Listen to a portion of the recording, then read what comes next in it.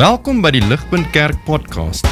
As Ligpunt Gemeente is dit ons begeerte om God te verheerlik deur disippels te wees wat disippels maak en 'n kerk te wees wat kerke plant. Geniet hierdie week se preek.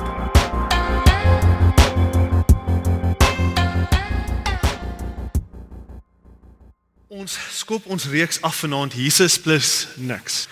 En in 'n wêreld waarin ons lewe, in ons wêreld, in ons kerke, in ons harte selfs, oral, is daar 'n konstante aanslag teen Jesus.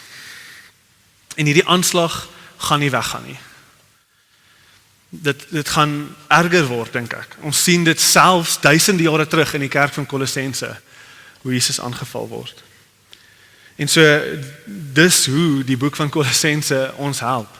Dit help ons teen hierdie konstante aanslag teen Jesus. John Calvin was 'n champion van die reformatie.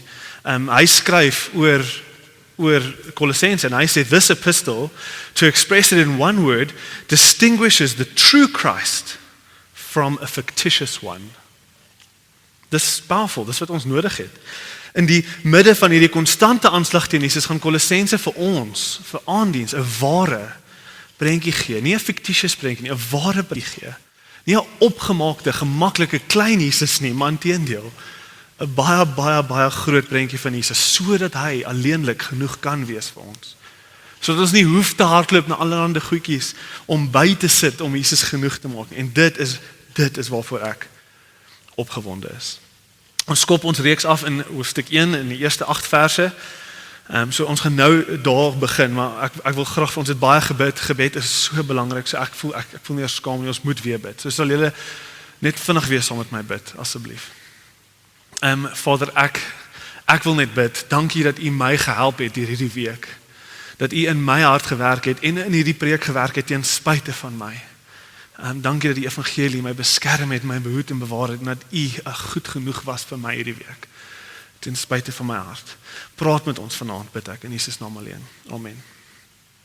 So, ek wil vir julle 'n prentjie skets vanaand, van eintlik 'n algemene prentjie skets, van 'n baie klein kerkie in Pofadder. Pofadder, 'n klein dorpie, wat ek dink baie van julle sal weet van Pofadder, maar Pofadder, 'n klein dorpie in die Noord-Kaap van Suid-Afrika. So klein, as jy nie oplet nie, gaan jy net verby hom ry, daai tipe dorpie. Ek wil julle kry om saam met my te dink oor die kerkie in Pofadder. Met sy 20 mense, met hulle dominee of hulle pastoor, nie 'n fancy ou wat gekom het nie. Niemand wil 'n kerk hê in Pofadder nie. Ek was wees eerlik. Hierdie dominee is een van hulle eie mense. Hy's 'n born and bred Pofadderien. Okay? Ek wil julle vra, as jy 'n prentjie kan gou skets in jou kop van ou Willie, born and bred in Pofadder, en sy klein kerkie, ek wil julle vra, wat dink julle is hulle ervaring van Christendom? Hulle sien nooit regtig converts nie. Die mission field in Pofadder is nou nie juis so groot nie, al weet almal van almal se sondes. Hulle is so afgesny van die wêreld, om hulle van die res van die wêreld, van gelowiges in ander plekke in die wêreld. Niemand kom kuier vir hulle nie, niemand kom bemoedig hulle nie. Daar's niks exciting nie. Hulle weet, die res van die wêreld weet nie eers of dink nie eers ooit aan hulle nie. Hulle is eintlik stoksiel alleen. Die bietjie blootstelling wat hulle kry by die ryk persoon in die dorp wat DStv het, die enigste persoon in die dorp wat DStv het. Die enigste blootstelling wat hulle kry van kerke is op DStv met die TV preachers wat die mooiste, dynamieste kerke het, met die grootste hoeveelheid mense, met hulle fancy klere. Dis hulle blootstelling aan die kerk buitekant die wêreld. En dis 'n valse boodskap wat gepreek word. Dis hulle blootstelling, dis 'n valse boodskap, maar dit lyk so dinamies. Wat se gevolgtrekking kan hulle so maklik maak oor hulle ou eie klein kerkie, gegee alles wat hulle beleef? Wat is hulle ervaring van Christendom in hulle eie ou dorpie met arme ou Willie?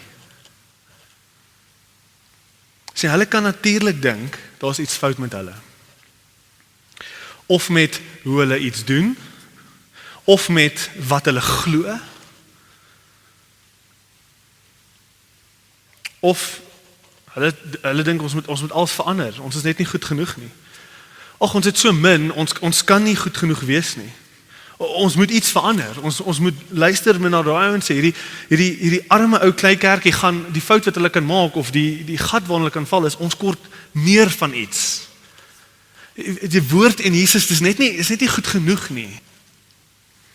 En die hartseerste ding van ons ou klein kerkie in Pofadder is hierdie, dat al was hulle, die mees getrouste kerk, al was hulle en is hulle die liefdevolste kerk, die mees geesgevuldste kerk, sou hierdie narratief, ons is klein, ons is alleen, ons is nie goed genoeg nie, die vals lering wat die hele tyd hier, Jesus kom teenstaan, hierdie narratief, hulle sou nog steeds nie geglo het, hulle is goed genoeg nie, al was hulle die beste kerk in die land. Selfs al was hulle die besonderste klein, spesiaalste kerkie in God se oë, gegeewe als wat hulle glo oor hulle self, sou hulle dit gemis het. Dis vir my hartseer. Dis vir my so hartseer. En hierdie is iets, hierdie beginsel, hierdie situasie, is wat ek noem dissatisfied Christianity. Dissatisfied Christianity. Niks is ooit goed genoeg nie. En dis 'n probleem wat nie net ons, ek het nou obviously 'n paar extreme in my storie om 'n punt te maak, maar dit is nie ver van die waarheid af vir baie kerke, selfs in die stede nie, en dis presies die probleem wat ons vind in Kolossense. Hulle was dalk nie so verleë soos ou Pofadder kerkie nie, maar hulle was ook klein, en hulle was ook nie meer 'n populêre dorp nie. Daar was so 'n groot aardbewing om en by hierdie tyd, en hulle kon nooit hulle self recover nie, hulle kon nooit hulle self weer optel nie, en almal het net weggetrek na al die groot stede toe. En hulle het verseker, hulle het getrek na Laodicea toe, wat die groot stad was in daai provinsie. En so daar is hulle op hulle eie. Klein kerkie van vergeet. Hulle het ook 'n ou oorgewerkte, maar getroue pastoor gehad, Epaphras, wat jy van lees in vers 7 en 8. En hulle was ook deur valse leraars oortuig dat wat hulle het is nie goed genoeg nie. Hulle kort meer. Oor en oor sê Paulus vir hulle, hoofstuk 2 vers 16, hy sê vir, therefore let no one pass judgment on you, 2 vers 18, let no one disqualify you, hy probeer hulle oorreed, hey, moenie dat mense julle so oordeel en vir julle oortuig dat julle nie goed genoeg is nie. Hulle was so vasgevang in die gat van dissatisfied Christianity, hulle het alles gemis van wat hulle het in Jesus. En ons gaan nog baie van hierdie dinge uitpak in die reeks, maar sien net raak hierdie vanaand, dat ons hoor vanaand wat Paulus geskryf het aan 'n kerkie wat net heeltyd gedink het die groener gras daar buite. As ons net daai ding het, dan is ons nou okay. En soveel so hulle het gemis wat God reg voor hulle oë mee besig was. Hulle was dissatisfied met hulle geloof. Het was nooit goed genoeg nie. Hulle is vasgevang in 'n dissatisfied Christianity. So wat sê Paulus vir hierdie kerkie? Dis ons teks vanaand. Paulus gaan vir hierdie klein kerkie 2 wonders gee, wat hulle harte weer kan vasvang, sodat hy deur hulle dissatisfied Christianity kan breek, en hulle kan laat wakker skrik vir wat hulle het. Dat hulle kan wakker skrik, en hulle moet wakker skrik in dankbaarheid, want hulle moet sien, die gras is nie groener nie daar waar wil wees nie, maar net daar waar hulle is die gras groener as wat hulle ooit sou kon dink. 2 wonders, die wonder nommer 1, die gospel se werk onder hulle. Wonder nommer 2, die gospel se werk in die res van die wêreld. Hy gaan vir hulle uitwys, daai 2 wonders, en hy gaan hulle uit hulle dissatisfied Christianity uitruk, en dit is amazing. Kom ons kyk na die eerste punt. Die gospel se werk onder hulle, die eerste wonder. Ek het 'n slide hier, so wat net die eerste paar verse weer, wat ek net julle moet weer saam met my lees, dat ons nie vergeet wat ons nou gelees het nie. So lees hier saam met my, ek dink dit behoort op te kom. Paul, an apostle of Christ Jesus by the will of God, and Timothy our brother, to God's holy people in Colossae, the faithful brothers and sisters in Christ, grace and peace to you from God our Father. We always thank God, the Father of our Lord Jesus Christ, when we pray for you. Because when we heard of your faith in Christ Jesus and of your love for all God's people, the faith and love that spring from the hope stored up for you in heaven, about which you have already heard in the true message of the gospel that has come to you. Jy moet dit amper 'n paar keer lees, want dit is soos een lang sin. En ek het die NIV daar gebruik om ook vir ons bietjie te help. So ek het dit vinnig gelees, maar ons gaan dit nog 'n paar keer hoor. Paulus het nog nooit hierdie kerkie ontmoet nie, en in vers 1 spring hy sommer dadelik in. Hy sê, julle is my boeties en sissies. Hy sê, faithful brothers and sisters in Colossae. Hy sit in die tronk soos wat hy hierdie skryf. Hy het nie die kerk geplant nie, hy was nog nooit daar nie.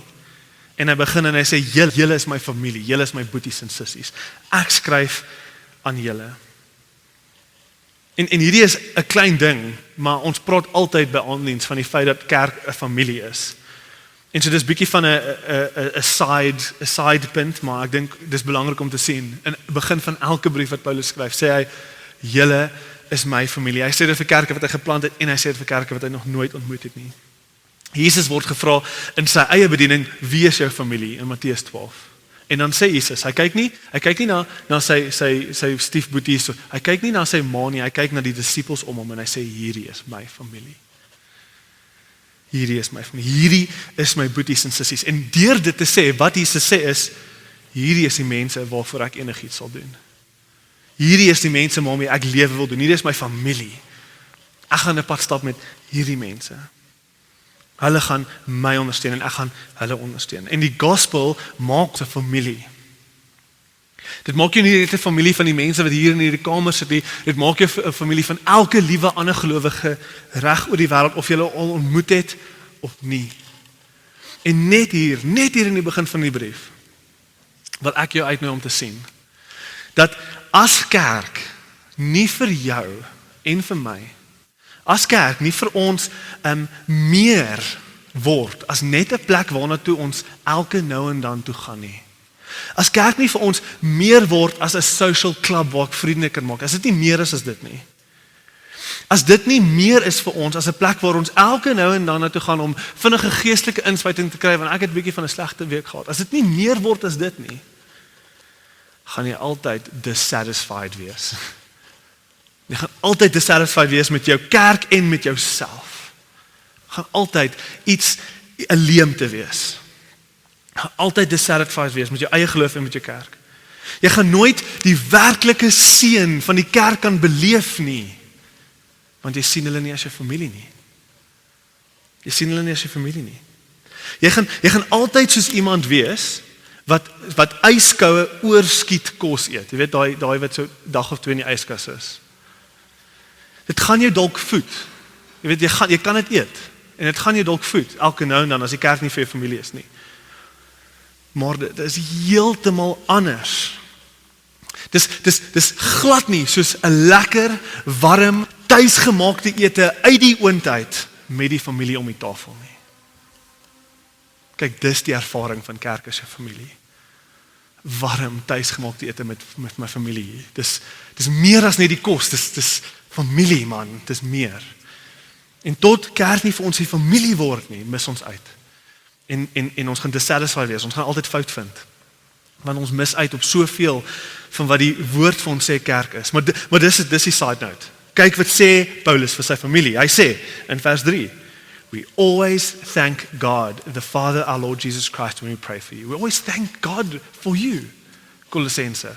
Ons sê so dankie vir die Here vir julle. In vers 3, wat ons sien is hierdie is Paulus se groot ding op sy hart. Hierdie is die ding wat hy regtig vir hulle wil sê. Die eerste ding wat hy eintlik sê. Hy groet hulle en dan sê hy, ja, hierdie is wat ek vir julle wil sê. En hierdie is wat hy sê, hierdie is so interessant. Hierdie is amazing. Hierdie is die ding wat hy wil sê vir hierdie ou klein kerkie. Dankie. Dankie. Soos wat hy alles hoor by Epaphras, hulle pastoor, oor hierdie klein ou kerkie en hierdie minder belangrike dorpie, soos wat hy sit in die kerk. Hy hoor alles van hierdie kerkie. Sy hart loop oor in dankbaarheid vir hulle. Maar hy sê nie net dankie vir hulle nie, hy sê dankie vir God, voor hulle. Hy sê, hulle hoor hoe sê hy sê, hulle hoor hoe bid hy elke aand, en hy sê, dankie Here, vir die kerk, vir die Kolossense kerk, vir my boeties en sissies daar. En ons 'n groot verskil as om vir iemand dankie te sê vir iets wat hulle gedoen het, en vir God dankie te sê vir hulle. Daar's 'n groot verskil. En die verskil is een van waarde. Onthou, dis jy's dalk so bietjie waardevol. As iemand vir jou dankie sê vir jou bydra aan iets. Weet, dis dankie, jy dra waarde by dankie. Maar wanneer jy vir God dankie sê vir iemand, dan kom God sy oneindige waarde, sy glorie, sy almag, en dit word gedeel met jou. Want hy sê dankie Here vir hierdie mense. Ek bedoel die voorreg om 'n instrument te kan wees in die hande van die almagtige God van die heelal. Dis iets heeltemal anders. Hy sê dankie Here vir hierdie kerkie. God se waarde word gedeel. God is betrokke by hulle. Hulle waarde is nou soveel meer. Dankie God dat U onder hulle werk. Dankie. Dankie dat U werk deur hulle. Dankie. Dankie dat U werk in hulle midde. Julle moet onthou hoe hierdie klein kerkie wat dink hulle is niks, hoe hulle dit moes gehoor het. Hulle is gedink, nee, kan nie wees nie. Hy kan nie vir die Here dankie sê vir ons nie. Ons dra nie eers by tot die koninkryk nie. Ons is mos niks. Ons is nie goed genoeg nie. Nee. Ons is nie soos 'n ander groot kerke nie. Nee, Paulus sê nee, dankie Here vir julle. Dankie God vir wat jy doen onder hulle. En skielik, wow. Ons is gebruik deur die Here. Wow, dit is so voorreg. Dis die grootste kompliment wat hy vir hulle kan gee. En hoekom is hy so dankbaar? Vers 4. Vers 4 sê since. So because dis 'n connective word, dit gee vir ons, dit sê reason. Here's the reason why I thank God for you. Vers 4. Because we have heard of your faith in Jesus Christ, and your faith in Christ Jesus, and of your love for all God's people. The faith and love that spring from hope. Hy is dankbaar want hy sien in hulle 'n egte geloof. En nie net sommer enige geloof nie, 'n spesifieke geloof in Jesus Christus. Hy sit Jesus se naam daar en hy sê selfs in vers 5, Jesus Christus, the true message of the gospel. So hulle glo nie net in een of ander abstrakte gospel nie, hulle glo in die ware evangelie. Hy's dankbaar want hy sien nie net hierdie ware geloof nie, hy sien die uitwerking van hierdie geloof. Hy sien liefde.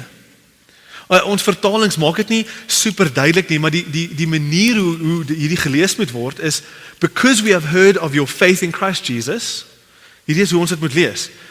A faith that is expressed in the love that you have for all the saints. Dis 'n geloof wat uitgebeeld word in 'n ware liefde. 'n werklike liefde vir almal in die kerk. En hy sê hierdie liefde kom van julle geloof in the word of the truth, the gospel. Hy probeer 'n punt maak, hy sit the voor alles. Hy sê the truth, the gospel. Vers 6, the grace of God in truth. Hy herhaal waarheid heeltyd. Hy wil hê hulle moet sien die egte waarheid waaraan hulle vashou, dieselfde een wat hulle 'n bietjie van wil laat gaan. Daai ene is die een wat vir julle liefde gee vir almal. Dis hy maak hierdie punt. Hy sê dis die ultimate waarheid. En wat is dit? Wat is the word of truth? Wat is die gospel? Wat is hierdie waarheid waaraan ons moet vashou? Hy gaan volgende week vir ons dit gee. So in die volgende hoofstuk 1 vers 12 tot 14, julle kan dit saam met my lees, daar's 'n slide. Hy sê oor en oor in die brief, wys hy uit wat hierdie gospel is. Wat is hierdie ultimate waarheid? Wat is hierdie ding wat hulle nie van moet laat gaan nie? Kolossense hoofstuk 1 vers 12 en 14. He has delivered us from the domain of darkness and has transferred us from the kingdom, has transferred us from the domain of darkness, transferred us to the kingdom of his beloved Son, in whom we have redemption, the forgiveness of sins. Dan gaan hy weer in hoofstuk 1 vers 21, and you were once alienated and hostile in mind. Julle was God se vyande. In julle dade, julle sonde, doing evil deeds.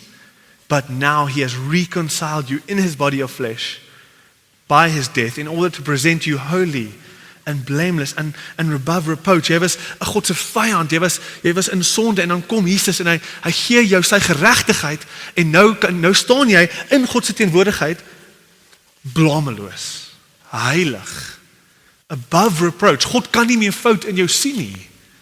Hy kan nie meer fout in jou sien nie. Want Jesus het jou gekleed in sy geregtigheid. Daar's nog 'n vers daar, maar ons gaan maar aangaan net vir tyd. Maar hierdie is die ultimate waarheid. Hierdie is the word of the truth. Hoekom herinner hy hulle? Hoekom herinner hy hulle aan hierdie waarheid? Want hulle is dissatisfied. Niks is goed genoeg nie. Hulle wil hierdie een waarheid laat gaan. Hierdie is een van die gevaarlikste goed wat met 'n kerkie gebeur, wat vasgevang word in ons is nie goed genoeg nie, niks is meer reg nie, ons doen hierdie verkeerd, ons moet nog hierdie by doen en hierdie ding nog doen. Ag, weet jy, wat is die versoeking? Om te laat gaan van die waarheid. Die een ultimate waarheid. Dis die grootste versoeking. Maar Paulus sê, nee, dankie. Dankie vir julle. Want hierdie evangelie is besig om julle, die kruisdood van Jesus is besig om in julle 'n liefde wakker te maak, wat bonatuurlik is. Dis vir die gospel doen, dit verander ons. Dit verander ons. Om te hoor, jy ontvang 'n liefde wat jy nie verdien nie, en nie net enige liefde nie, die kruisdood van God, wat sondeloos was. Soos wat hy jou sonde op homself neem, daai, om dit te aanvaar, om dit te voel, om dit te in te neem en te sê, ja, dankie, ek kort dit, ek is 'n sondaar. Dit verander 'n mens, dit dra vrugte. Paulus het hierdie tipe liefde wat hy sien in hierdie kerk, hy het dit nie vanselfsprekend geneem nie. Maar wat baie keer gebeur is, die gospel kom en doen 'n werk onder ons en ons neem dit vanselfsprekend. Ons sien nie meer dit as waardevol nie, dit word vir ons 'n norm. En dan kyk ons dit mis en ons sê nie dankie Here vir hierdie liefde nie. Hierdie liefde het nie in bestaan van natuur nie. Dit was nooit hier nie. Dit is nou skielik hier. Maar ek het al vergeet daarvan. Ek neem dit vanselfsprekend. Dis wat ons doen in ons dissatisfaction, ons mis dinge. Maar Paulus sê nee, ek dankie God vir julle want hierdie liefde kom nie van julle af nie. Dis 'n besonderse liefde. Dis 'n kragtige werking van die Gees wat die vrug van die evangelie uitwys in julle is liefde. Liefde is, ons mis hierdie hele liefde. 1 Korintiërs 13, lees hierdie saam met my. 1 Korintiërs 13. If I speak in the tongues of men and of angels, but have not love, I am a noisy gong or a clanging cymbal. And if I have prophetic powers and understand all the mysteries and knowledge, and if I have all the faith, so as to remove mountains, but have not love, I am nothing. If I give away all I have, and if I deliver up my body to be burned, but have not love, I gain nothing. So now faith, hope, and love abide, these three, but the greatest of these is love. Hy sien iets in hulle en hy is so dankbaar vir dit en hy wil hulle oë net rig na dit toe en sê, yes, sien julle nie die liefde wat van die evangelie afkom vir julle nie? En die vraag vir ons is dit genoeg vir ons? Is hierdie genoeg? Die probleem is met dissatisfied Christianity is soos wat ons hier sit, is dit moeilik vir ons om te dink, ons is dalk alleen, afgesonder. Maklik vir ons om te dink, ons kort nog iets. Iets is nie lekker hier nie, 'n bietjie krities te wees. Daar's 'n geneigtheid in kerke om so binnewaarts te kyk en om so te fokus op alles wat verkeerd is, dat ons heeltemal mis waarmee God wel besig is. Kyk, Paulus kon hierdie brief geskryf het en sy eerste woorde kon soos 'n machine gun gewees het van tekortkominge. Jesus. Epaphras sê vir my, julle doen hierdie en ag, waar's daai een poepies wat hier flip en aanjaag en hy kon maklik, hy het geweet. Dis hulle pastoor. Hy het geweet van hulle sondes. Maar hy kies, hy wil nie hierdie dissatisfied Christianity voer en dit meer krag gee nie. Nee, hy wil hulle uitroep. En kyk, natuurlik kan ons meer doen, dis die punt. Ons is sondig, daar's soveel dinge wat ons meer kan doen. Maar om te veel te fokus op alles wat verkeerd is, En om nooit te stop en te waardeer waarmee God besig is nie. As ons net oorkrities is, oor kerk, krities, dan word ons oorkrities met onsself, ons word oorkrities oor ons kerk, en ons is krities oor alle kerke, niks is goed genoeg nie. Dan sit ons met hierdie dissatisfaction, hierdie leemte. Aandiens, daar is soveel dinge wat ons kan laat voel, ons is nie goed genoeg nie. Dalk bid ons nie genoeg nie, dalk kan ons bietjie meer staat maak op die gees, dalk kan ons 'n sopkombuis begin. Ons moet meer en meer wegdraai van ons sonde, ons moet meer en meer lief wees vir mekaar. Ons moet meer en meer van onsself gee. En ek kan natuurlik aangaan, daar's 1000 goed wat ons beter kan doen. Maar weet jy wat? Al hierdie dinge mag dalk waar wees. Maar as ons die heeltyd daarop fokus, as dit ons narratief word, dan subtiel, wat ons doen is, ons begin onsself condemn. Begin vir onsself sê, straf, dit is nie goed genoeg nie. Begin onsself condemn, ons begin die evangelie undermine. En dan oor tyd, weet jy wat gebeur oor tyd? Jy begin mislik raak. Jy begin leeg voel, en jy begin moeg voel. Moeg, want dit is nooit goed genoeg nie, dit is net heeltyd, jy gee so, jy gee, maar dit is net nooit genoeg, jy is moeg. En dan stadig wat gebeur is, jou prentjie van God word soos 'n mislike pa, wat nooit trots is op jou nie. En ons moet hierdie hoor. Ons sê vir onsself, ons is nie goed genoeg nie, want ons dink dis is wat ons gaan verander. Ons sê vir onsself, ons is nie goed genoeg nie, want ons dink dis wat ons gaan verander. Maar hoor hierdie, skuldgevoelens gaan jou nooit verander nie. Om een of ander subtiele wet te hê, gaan ons nooit verander nie. Nooit nie. Al wat ons gaan verander is die liefde van God, soos wat ons onsself oor en oor herinner aan wie Jesus is. En so, om vasgevang te word in alles wat ons nie doen nie, en nie maak nie, om heeltyd te kyk na wat ander mense reg kry, en ons nie reg kry nie. Dis gif. Ek het, Sinead weet, ek is nogal trots op die feit dat ek soos 20/20 sig het. Nee, ek sê altyd vir haar, liefie, jy is blind, soos blind, en jy gaan nou ons kinders blind maak, want jy bring hierdie gene in ons familie in. En ek, dit klink baie lelik, maar ek joke. Maar sy weet, ek het hierdie goeie oë, en ek spot altyd met haar, en baie keer in die aande, dan het sy nou haar kontaklense uitgehaal, dan kom ek na toe, dan blaas ek vir haar 'n swentjie, en dan kyk sy my so, en sy sê, wat doen jy, ek kan ek sien nie. Sy sien nie die swentjies wat ek na haar toe blaas nie, want sy sien niks nie, want sy het haar oë uitgehaal. Okay, dis letterlik hoe dit voel. En toe ek daaraan dink, toe besef ek, maar dis wat ons doen, wanneer ons vasgehak word in dissatisfied Christianity. Ons is so, dis wat ons doen, ons haal hierdie, ons oë uit, en dan sien ons nie meer die liefde van God nie. Ons sien nie meer die seën, die guns, die liefde, die pad wat hy met ons stap nie, die oorwinning wat hy ons gee, selfs in die klein goedjies nie. Ons sien nie meer die soentjies wat hy blaas na ons toe nie. En so, wat gaan dood? Ons is nie meer dankbaar nie. Ons is nie meer dankbaar nie. Ons sê nie heeltyd, ons sê nie meer dankbaar, dankie Jesus dat jy dit doen, dankie Here dat jy doen. En wat gebeur wanneer dankbaarheid doodgaan? Want dan begin jy oorkrities raak, dit is soos 'n siklus. So wat Paulus hier doen is, hy sê dankie Here, en wat hy doen deur vir hulle te wys, hy sê dankie, is hy probeer vir hulle die brille van dankbaarheid gee. En hy sê, kyk deur die lense van dankbaarheid. Want dankbaarheid gaan julle dissatisfaction breek. Stop net bietjie en wees dankbaar. Kyk net weer en sien God se liefde in julle midde. Kyk wat doen God, kyk wat doen die evangelie. En ek wil vir ons sê vanaand, aandiens. Dalk is jy nie hier, maar ek wil vir julle sê wat saam met ons hierdie aandiens geplant het op die 14de Maart.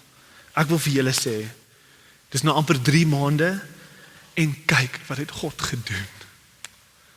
Kykie. Ons was 18 mense. Ons was 18 mense. Ek het alles uitgepak en toegesluit. Ek en Ruben. Nou het ek 'n hele span wat dit doen. Dis vir my amazing. Dis liefde. Dis diensbaarskap. En dis die kleinste ding, maar julle kyk net wat het die Here gedoen hier by ons. Ek sê vir julle eerlikwaar, ek sien onder ons 'n liefde vir mekaar. Rarig. Ek sien hoe julle lief is vir mekaar. En ek weet, daar's mense hier wat enigiets sal doen vir een van julle. Ek weet, ons is 'n familie, en as iemand bel, sal hy uit sy bed klim in die middel van die aand, en hy sal daar wees. Ek weet dit, ons is 'n familie, ek voel dit. En weet dat vir ons om so lief te wees vir mekaar so ondersteun, in die moeilike en in die swaar, weet, dit is nie die norm nie. Dit is nie die norm nie. Dis 'n liefde wat die evangelie vir ons gegee. Die ware evangelie, die enigste evangelie, en mag ons nooit dink, dis nie goed genoeg nie. Mag ons sien dat dit werk onder ons, dit doen sy werk. Dis wat Paulus wou gehad het, hulle moes sien, en dis wat ek wil hê, ons moet sien. Die evangelie werk, kom ons wees dankbaar. En prys hom en eer hom vir alles wat hy doen. Okay, my tweede punt is die tweede wonder, baie korter. Okay, die gospel doen sy werk in die res van die wêreld. So die eerste wonder is natuurlik, wees dankbaar vir wat die God nou daar doen, dis daai brille aan, maar hierdie selfde gospel sê vir hulle, hierdie selfde gospel is besig om die hele wêreld te verander. Vers 5 en 8. Hy sê, of this you have heard before in the word of truth, the gospel, which has come to you. Okay, so the gospel came to you, dat die hele verander. En dan sê hy, vers 6, as indeed in the whole world it is bearing fruit and increasing, as it does among you, since the day you heard it. So dink saam met my, klein afgesonderde pofadderkerkie, okay? Hoe hoor hulle hierdie? Hoe hoor hulle dat dieselfde evangelie, hoe land dit op hulle? Okay? Hulle lees, sjoe, die evangelie wat by ons werk, dankie, jy het net vir ons gesê die evangelie werk onder ons, die evangelie werk ook reg oor die wêreld, wat nee? Dis hulle, nee, dit kan nie wees nie. Hulle is so vasgevang in hoe klein die evangelie is. Hulle wil nie glo die evangelie is besig om die hele wêreld te verander. Kan nie. Want agter hulle koppe dink hulle dit werk nie eens vir hulle nie. Maar hy het nou net vir hulle gewys dit werk, en nou sê hy vir hulle dit werk oral. En hulle sê, nee. What? Dis amazing. Ek en Sinead het 'n boek gelees, God's Smuggler, deur Brother Andrew. Great lees.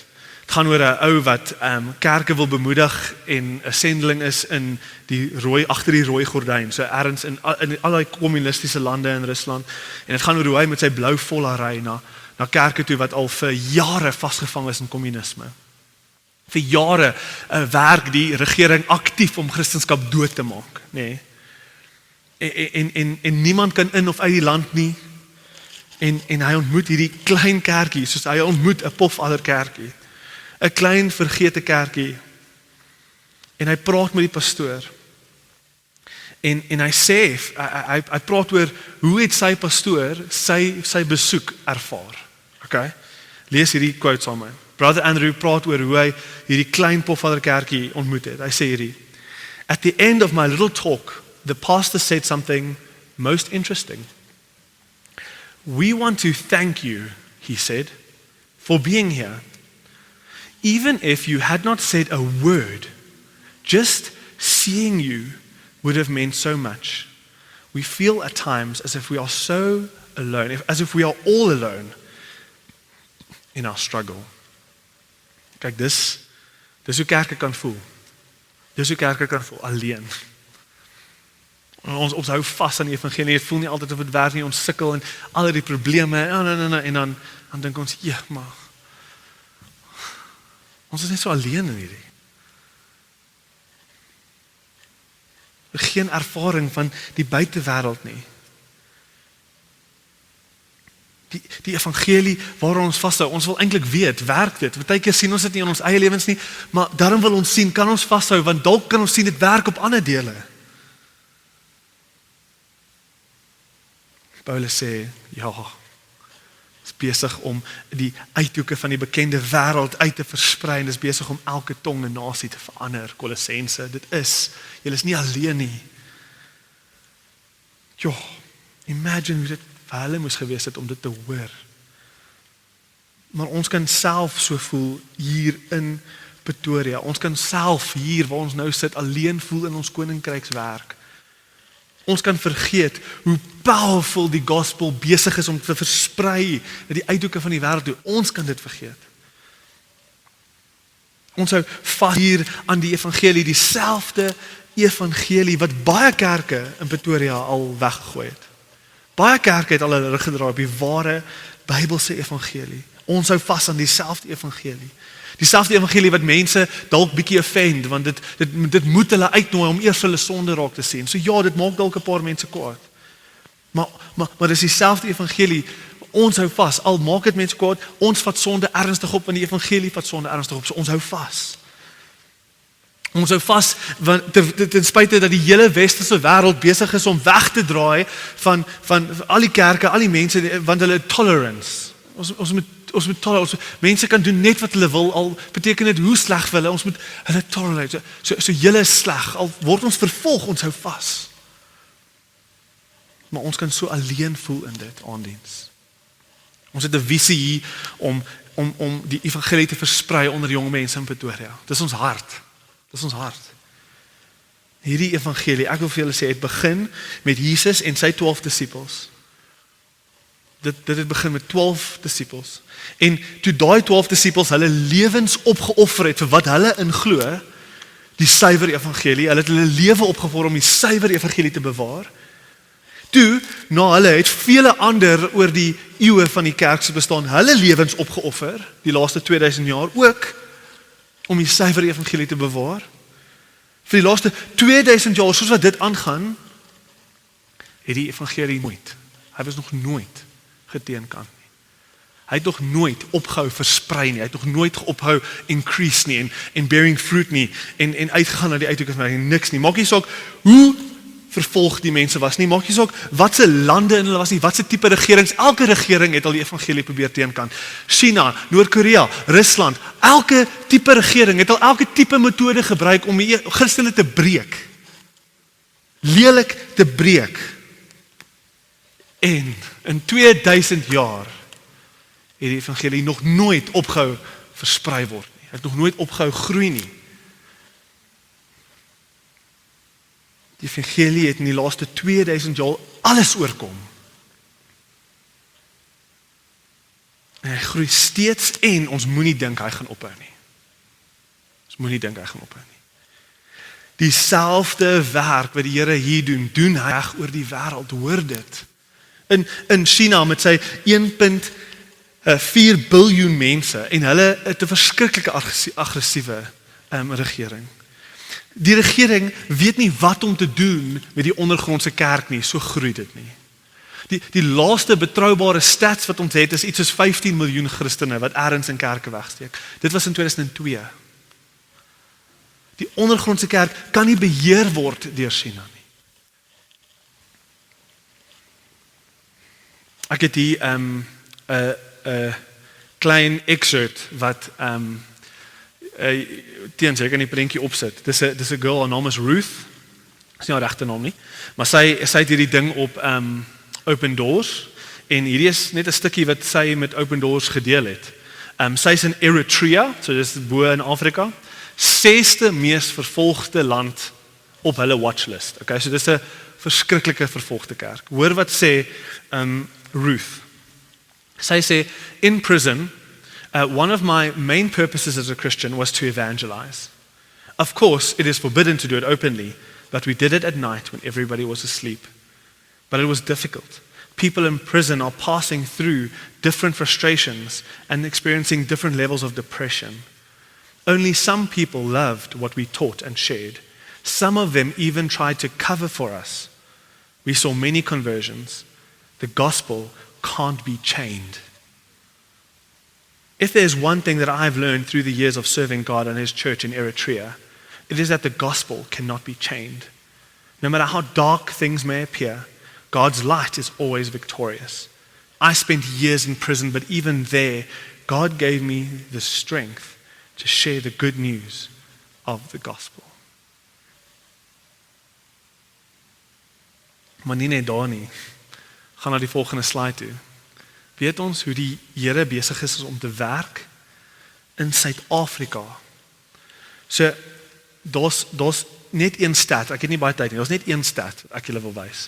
En jy gaan dalk nie kan lees nie, maar dis die een aan hierdie kant, nommer 1, Suid-Afrika, syfer 240,000, okay?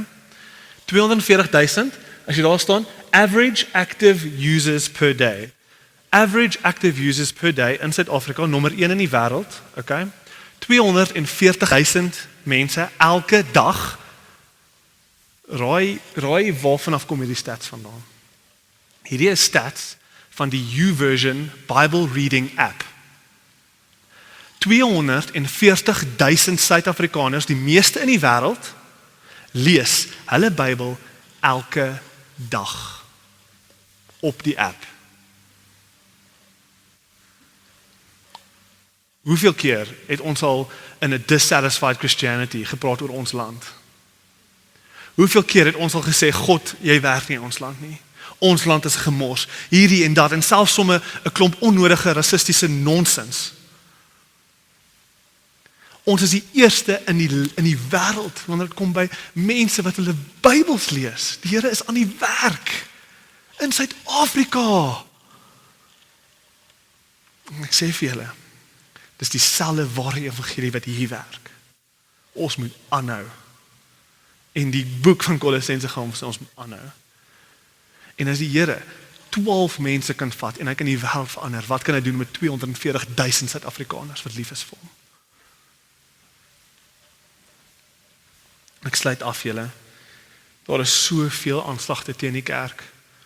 Maar kom ons lewe in dankbaarheid vir wat die Here vir ons doen en vir wat hy doen reg oor die wêreld. Kom ons bid saam. Almagtige God, Papa Vader, U is so goed vir ons. Mag ons harte oorloop van dankbaarheid. Oorloop van dankbaarheid. Mag ons meer in liefde lewe vir mekaar. En mag ons meer opgewonde wees. Mag ons nie met oë krities inwaarts net kyk en vasgevang wees in hier en nou nie, maar mag ons met oë, met nuwe oë, met oë van dankbaarheid, met U oë kyk na wat om ons ook aangaan in Suid-Afrika nie. En Vader, ek wil bid, mag ons as aandiens nie uitmis nie. Vader, as U 'n weermag van gelowiges, 'n army of believers oprig, my gebed, Vader, is maak aandiens deel daarvan. Stuur ons uit. Gebruik ons om hierdie land te genees. Gebruik ons om die evangelie aan te versprei. Maak ons deel van U wonderlike werk. Ons bid dit in Jesus naam alleen. Amen. Vir meer inligting oor Ligpunt Kerk, besoek gerus ons webwerf op www.ligpunt.com of kontak ons gerus by info@ligpunt.com.